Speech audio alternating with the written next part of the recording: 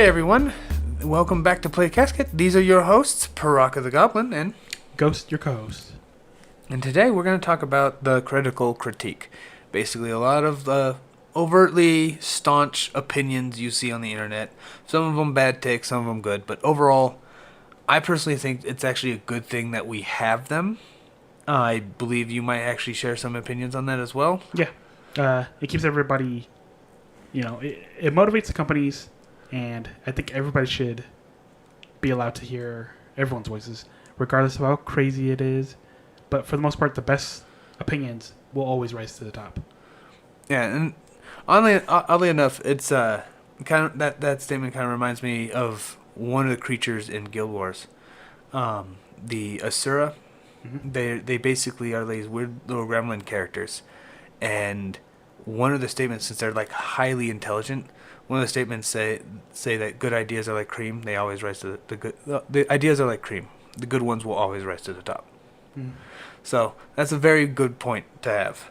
I do think basically everyone has a very staunch opinion on a lot of their like fans, like the fandoms, the Harry Potters, the Star Wars, all the fandoms, like just not just video games, not just movies, but a lot of fandoms, a lot of nerd fandoms. Even D&D has them, right? Warhammer 40K does too. It's acknowledging the fact that what they're talking about has at some modicum of value. Well, the thing is, like, you don't want a hug box. You want everybody. You don't want to treat everybody with kid gloves, because sometimes the reason why we're so critical is because we want a good product. Nobody wants to spend money on a fluke, and it's a waste of your time. It's a waste of our time. It's a waste of company's time. Get it right, one and done. But yeah, that's why there's always that one crazy internet rant that everybody always blows out of the water, or blows out of. Yeah, the hot take that everybody kind of latches onto to try to use it to beat one another over each other's head. And let's be real. There's people out there that think they know better. It's finding the value in that statement, and then finding the pattern. Like I honestly, we're still in the majority rules basically. If 80% negative reviews, you should listen to your customers. Yeah, absolutely. Last of Us 2. But the critics say it's 100% perfect. Right? You want to know what'd be really cool if what the critics can do before they review it? Mm-hmm. Play the game. Yeah. Just turn it on. Just turn it on. Maybe play past the character creation. Maybe they might actually have a better opinion.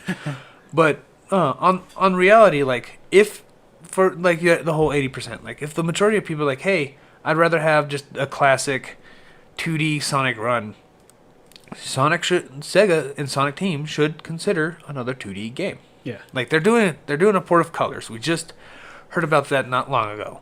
But for instance, like it's just the way it works. Like capitalism in general is a very reactive like system. It can't make money if it's making something nobody wants. Yeah. Like it can't gain, and you can't gain power and a lot more momentum in a bigger company if you're not making money. Yeah. So you have to make something more people want. If it's a small amount of people that want it, they're like, no, this is better for the industry. Who cares if it sells like junk? Everyone cares if it sells like junk. Because if it sells better than that, then that obviously means a lot of people want that game. Now there's a lot of shady business that goes on that kind of gives people like the fear of missing out, or the brand consciousness, which is something I feel like we should talk about and extend in another episode. Okay. But I feel like we invest our time, right? Mm-hmm. In loving these games, falling in love with these games, or these type of experiences, and these movies, and these books, and stuff like that. We put so much time. There's people out there that like write their own OCs for stuff. Lord knows. We just recently talking about Sonic, how many they have on that. But that's just, we spent so much time in loving these characters and stuff that changes that nobody likes. We don't want somebody to turn on our game and have somebody sit there and tell us how we should feel playing this game. Yeah. Like, we don't want that. We want to be able to play our game. We want to make the jokes. We want to rib on the game if it's bad. We want to do it because we played it. We put in our investment. We don't want Werehog again.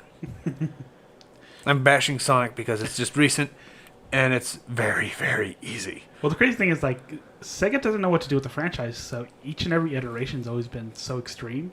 Well, for them, I think it's a regional like reception. Like they get some decent reception in one region, but then they get like garbage reception in the other. But they want to try to get a very worldwide appeal, like Mario. Mario just makes so much appeal.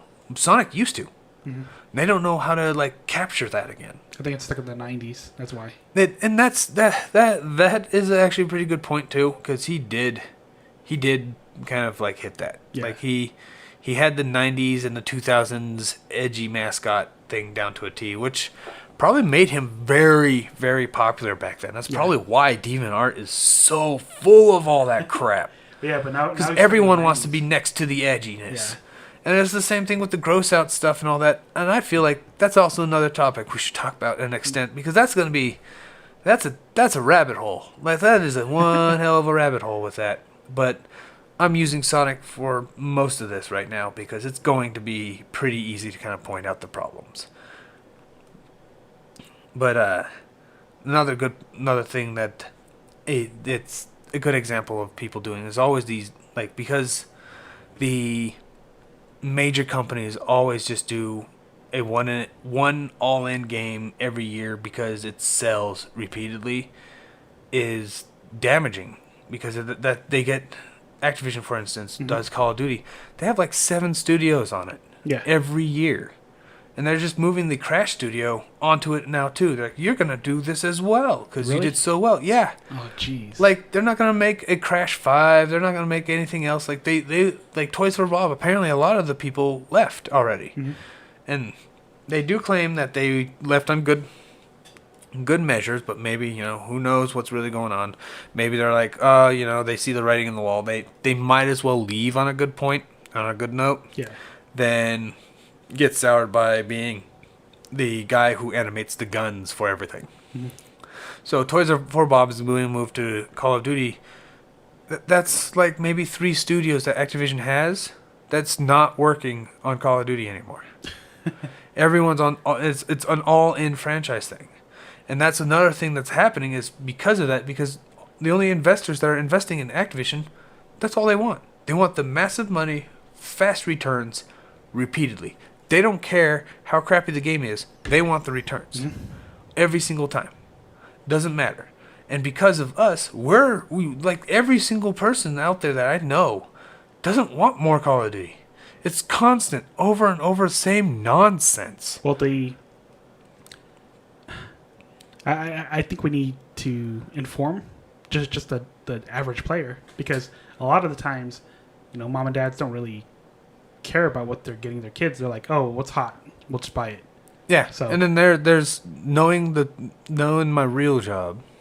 I do a lot of auditing and stuff, and there's a lot of advertisement for kids for Call of Duty and Madden and stuff. Like, buy our toys and we will give you free loot boxes. Buy Mountain Dews and you can get free codes to free information or weird downloadable nonsense that doesn't really do anything for you. Well, I guess it's also the fear of missing out thing too, where hey, Jimmy's playing it and Tommy's playing it, so I need to play it too. It's the brand consciousness too. Like I think it's they know it's the brand consciousness, and like when people are growing up, people want the Nikes. Oh my God, did you see the new style of Nikes? That's $300.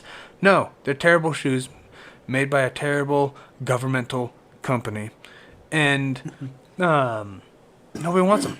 Nobody on a grand scale wants them. But these people want to show, like, look, I just spent $500 on shoes on this brand. Look how good these shoes are.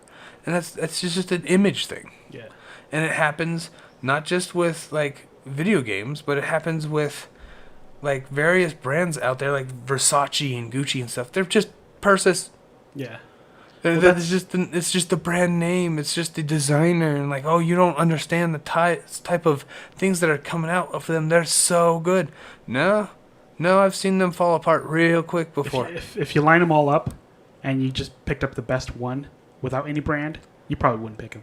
Exactly. That's exactly the point. So You know, but the thing is, it's all brand. yeah, I think that's what sells Call of Duty, what sells Madden, because when you think of football games, you think Madden. yeah, Granted, Madden's the only one right now, but nobody talks about NFL Blitz from back in the day. mm-hmm. You know, like nobody talks about. We even got like weird football games that are a little bit more crazier. Nobody talks about them, Yeah. even if they played good. Like, oh, well, it's not realistic. You want to know what would be really realistic for a football game? Playing fucking football. True. You know, but I think that's where it comes from. Like, we want to be heard, not just acknowledged. Like EA goes, we heard your plight. We will try to do better next time. In the meantime, buy our Battlefront, and maybe buy our DLC to make you so powerful you can squash the noobs. Yeah. But we'll do better next time.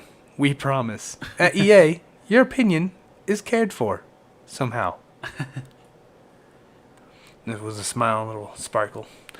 But I think that's a lot of what happens. Like we want to be heard. I think that's why we hate Activision and EA so much. They have a lot of decent, like, IPs they can run. They're just almost there. I don't know how else to explain it. I won't even say they're almost there. They just actively avoid it. Like, Okay. they see it and they go, oh, that requires some extra help. We should probably buy another company. Like, EA will buy an independent company. Like, hey, guys, remember Zoink? That company that made these 2 wacky games that you guys all loved? Well, EA is helping making this other wacky game. Look how original we are. Ha ha ha ha. Oh, it didn't sell that well? Alright, you back into the Madden and Battlefield trash pile with you. And that's it. And that is the last original game they're gonna have, and they're gonna buy another company and go, hey, you remember so and so studio that made this other weird game that you guys all kind of found endearing? Well, EA got it, and look how wacky and crazy we are. And this doesn't work. It doesn't work. Another thing too, gatekeeping. Yeah, that's also another. Well, just being critical. I think Because gatekeeping is just natural with the being critical. Like, honestly, gatekeeping I feel is good. Like, overall, the biggest point is good. Yeah. Like, there's some negatives, connotations to it. for sure. But gatekeeping in general is basically saying, look, like, you need to know your shit when you're coming in here. Not Yeah. just, oh, well, And I it needs to kind of change like for the my- Batman logo, but it needs to change for my taste. yeah. Yeah, you're like, oh, I just like Harley Quinn because she looks so badass, so I'm gonna like Harley Quinn. Do you know what she does? No. Like, well, a lot of the people I've noticed, like, it's just a pattern I've noticed. A lot of people who say they crave on social media these, like, affection. I crave the wacky love that Joker and Harley Quinn have, and so this and this. They think just because they're two crazies that they love each other and being crazy together, they don't realize how fucking abusive that whole relationship actually is. Yeah. Y'all don't want that. Like, y'all don't really do. But because, and I think that's where the gatekeeping is where people who have been familiar with Batman and Joker and Harley's relationship and stuff, they realize how messed up that whole dynamic is. Yeah. So we could call them out. Like, no, you don't know what that's all about. You don't understand the weird undertones that whole dynamic between those two actually have. And these two people, these people out on the outside are like, well, I like Harley Quinn because she's wacky and everybody loves her, and she loves this crazy man who knows what to do and all this, and like always has something above Batman, and I'm just so cool. That's not how that works, like, ever. Like, it's abusive as shit. And you kind of need to seek help. Well, You that's know? also the whole reason of just why Facebook's there, because it's just a snippet of life. It's not about Yeah. Like, it looks cool because it's just a snippet of this 1 second of this huge, giant abusive relationship. Yeah. Yeah, like, oh, they look so great and all that. And then, like, it is literally like a Facebook. Like, people go, look, I've conquered a mountain. The dude didn't film all the times he probably fell and tripped and, like, scuffed his knee and all this other stuff, you know? Like, he took the last picture. Or maybe he went somewhere convenient so it doesn't look that bad, you know? So, either way, you either see the only time he was good or the time he faked the ever-loving crap out of it. which just says a lot about gatekeeping. Hiker's going to be like, man, how long did you hike? Oh, 3,500 miles. That's funny. That mountain is only 15. Like, that's gatekeeping. Yeah. And that's calling them out on their bullcrap, because you don't need people like that in your group trying to pretend to be so even then, fit though, and stuff. If they want to fit in, that's fine, because like it's good to get the It's younger good to people it's fine to into be your group. stupid and be interested in your stuff. Yeah. Like, that's how a lot of games work. But yeah, don't But when you're trying try to to be change it to fit your own taste. yeah, It's kind of and don't try to be like one-upping people who've been doing it for their entire life. Yeah. It's fine to be like, look, I'm getting into hiking. What's the best gear to get on this and this? And people will be like, who is professional in hiking, I'm like, hey, I've been hiking for the last 20 years. What type of mountain are you climbing? They could say like whatever mountain. Like, we're gonna be climbing this one in the Rocky Mountains. Oh yeah. Well, that one, since it has a lot, less air and stuff in Colorado, I recommend grabbing a little small oxygen tank or something to that point. Mm-hmm.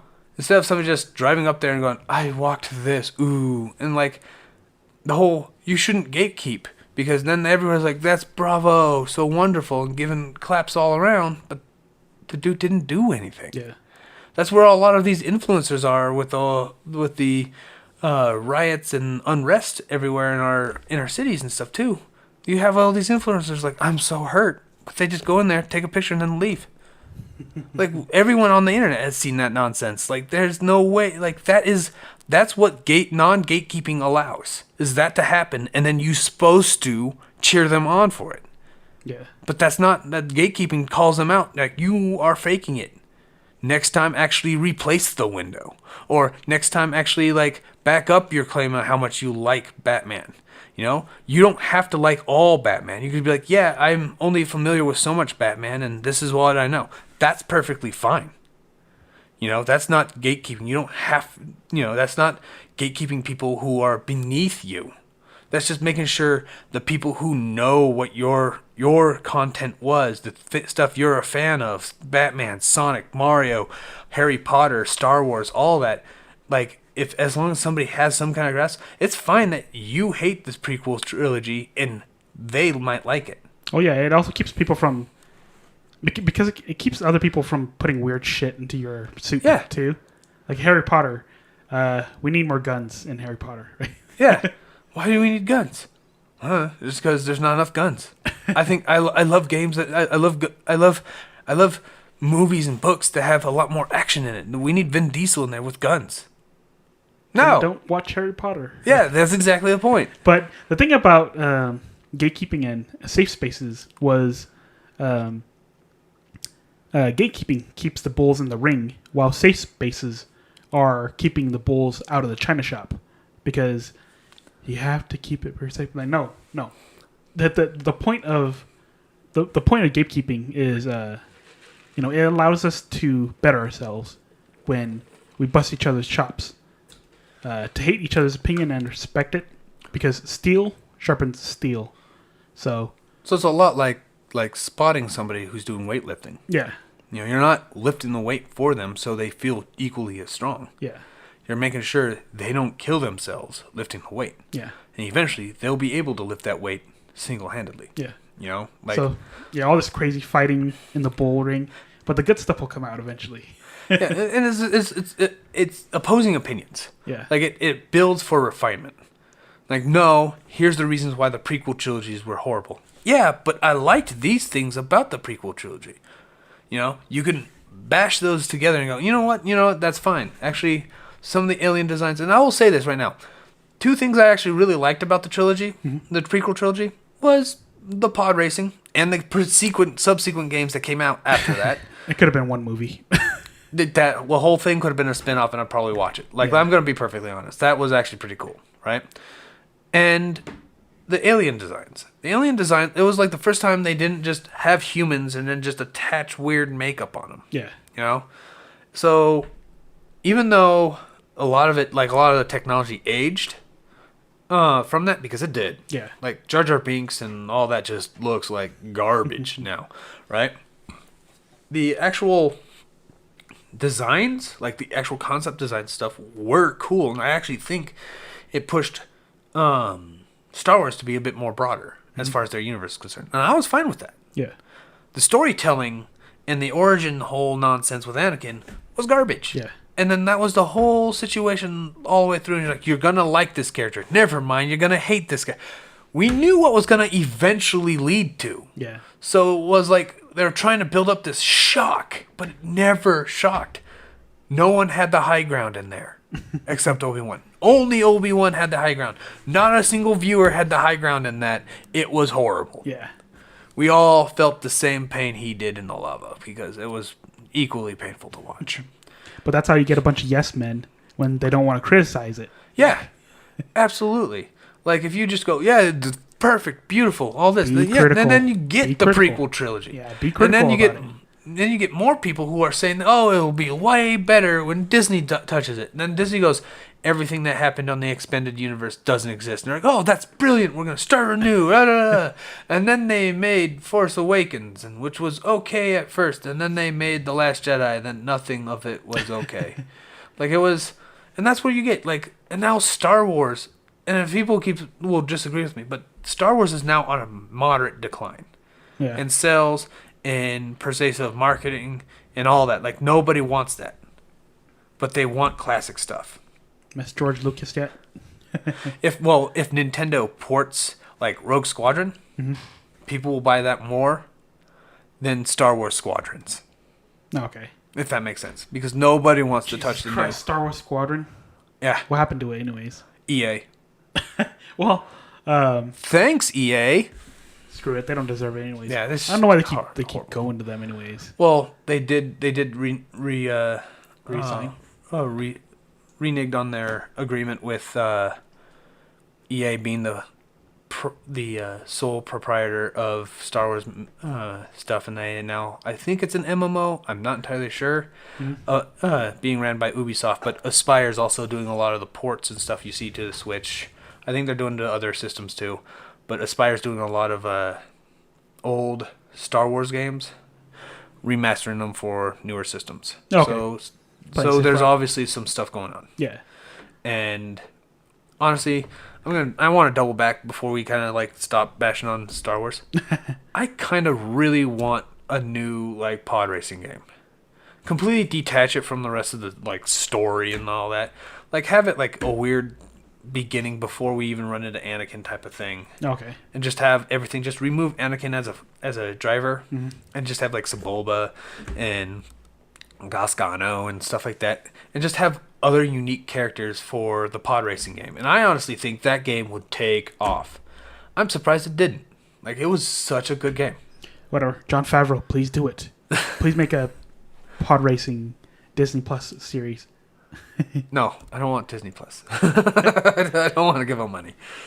But no, that's the thing, right? Like if you have people that could be stoic and you let people kind of be stoic about their Star Wars would have probably been held more to the fire to kind of reforge and refine what Star Wars is to the community. Because a big majority didn't like the new take on Star Wars. They didn't like the new things they did to Luke Skywalker.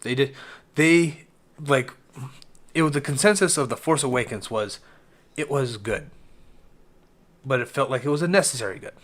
Not like it was so unique and awakened. It was a necessary good. Like it felt like it was preparing to pass the torches on to the new people. And then they just like did weird stuff, like trying to desperately keep other characters alive because they're stronger characters, and they were trying to keep very progressive mindsets. Like, we can't kill off Leia. She's the strong woman. We can't do that. And that's just destructive. Carrie Fisher passed away. Yeah, she could have just passed away.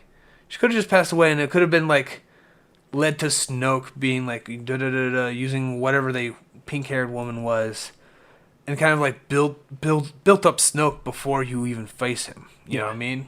And then they write the next movie that was just even worse. So it was bad. It was bad. But if people were heard instead of We acknowledge you, but we think these small group of 15 people have better opinions. No. That's why it's tanking right now, because you're not listening to people that just, do the Yogan Vo or something like that. Like, just do that. Yeah. No, they didn't want to. Like, even though the extended story of, like, Luke having kids and all that, even if people knew those stories, if they were made into movies, everybody would watch them. Yeah. They're good stories. So, that's just me. But I do think like the gatekeeping keeps false ideas, false ideologies at bay. Yeah. Like people go, I think Batman should actually be XYZ, and we're talking Bruce Wayne. No. Time to test your metal then. Yeah. Yeah. Like just call test them out it. on it. And it would reinforce that. But I think that's where we all come down to is like they call it all nerd rage. Yeah. Like that's what they all call all of this stuff, right? And honestly, like even with the really bad takes, and even like genuinely bad takes, like stuff that people do like of a franchise, and they do know their stuff, there's some bad takes still. Yeah. I'm never gonna say that all of our opinions are great. Even the stuff that we're talking about right now could be easily not that great. But that's the point. Yeah. That's people can call out on it. People can talk about it, and people can use our video and say, these two idiots in a mausoleum don't know anything out of the outside world. One of them's dead. The other one's a goblin. No one's going to know. Like, they don't know anything what a true human thinks about video games. And that's fine. Yeah. That'll put our feet to the fire, but we can hold our own. But that doesn't mean all of our takes are good. Yeah. And I think that's the thing. A lot of the nerd rage is a lot like feeling neglect. You know what I mean? Like, we're trying to say stuff. We're trying to express how excited we are about some things. And then when they're not there, like, we get upset. We're like, no, you can't. No. This character had so much potential. It feels like you're talking to a taxi driver when you're like, okay, I need to go to the airport. Like, oh, no. Let's go to the mall first. Like, no, we're going to the airport, please. And he keeps driving you into the wrong direction. Like, yes, you're the driver, but please, I need to get to the airport. And it's this I'm this car paying you for the airport. Yeah, this car you can't steer, and it's super frustrating. But they won't listen to you, despite you being the customer. And I feel that's actually a good metaphor too. Like it's like this, like somebody told him that he needs to go to the mall. He needs to start taking more people to the mall. So he believes he should take you to the mall, even though all you want was the airport. Yeah. And that's actually really point.